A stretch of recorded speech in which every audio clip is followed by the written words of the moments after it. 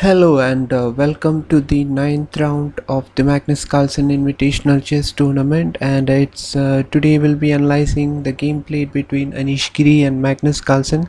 The first game was drawn, and in this video we'll be analyzing the second game. Carlsen opens with the pawn on d4 and Anish replies with the knight to f6, c4, e6, knight to f3 and d5. We are now having a queen's gambit declined on the board, and knight to c3, bishop to b4, c takes to d5, pawn and e takes d5, bishop to f4, knight to e4, rook c1, knight to c6, knight d2. Now Anish plays g5, attacking the bishop on the f4 square. Now Carlsen plays bishop to e3, and now knight takes c3, b to c3, b into c3,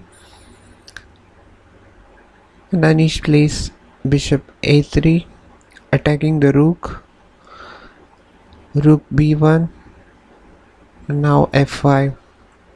And Anish is planning to launch an attack on the king side, and he's trying to play f4 to attack the bishop. So what Carlsen plays is g3 in reply, and now Anish plays bishop to d6, rook to g1 by Carlsen, and now Anish decides to castle on the king side, h4 by Carlsen. Now Anish plays f4, attacking the bishop. Now g takes a4 pawn, and here Anish plays g4. He's having the support of the bishop, so white cannot play rook into g4. Now rook to b5 by Carlsen, attacking the pawn on d5 square. So in reply, Anish plays knight to e7, supporting the pawn. Now f5 by Carlsen. Carlsen wants to take the pawn on g4. So even if bishop takes f5 or knight takes f5 is not of good use, because Anish will lose the b7 pawn, and Carlsen can launch an attack. So instead of taking bishop to f5 or knight to f5, what Anish plays here is a brilliant move, and it is h5. Now in reply, Carlsen plays bishop to g5 because he wants to take the d5 pawn. So now Anish plays c6, attacking the rook. Now rook retreats to the b2 square, and then Anish takes the pawn on f5. Now e4 by Carlsen, attacking the rook.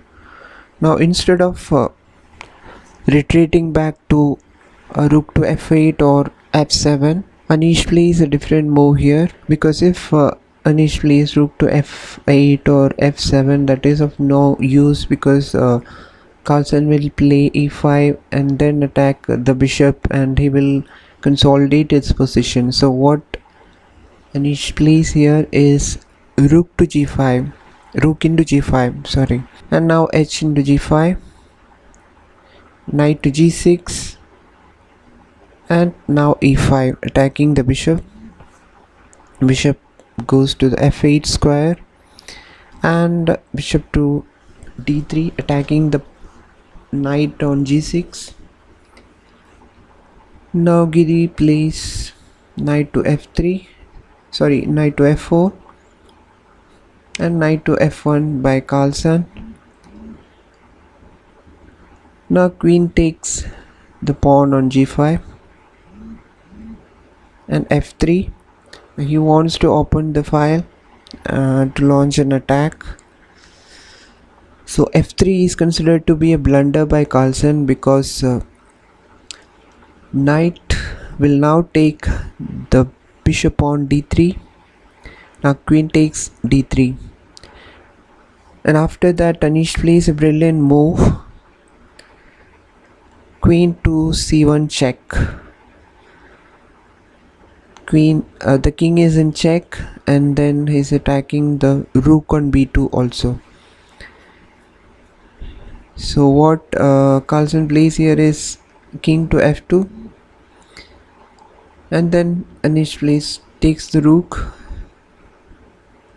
queen to b2, queen to b2, and knight to d2. And now Anish plays bishop to f5, attacking the queen. So Carlsen goes for queen to b5, and now queen to d2 check, king to g3, queen takes the c3 pawn, and king to h4, q into d4, and rg3, bishop to g7, attacking the pawn on e5 square. Now Carlsen plays f4, wants to support the pawn, but it's almost game over for Carlsen. Now Anish plays rook to f8. It is here in this position that Carlsen resigns the game, because there is nothing much he can do.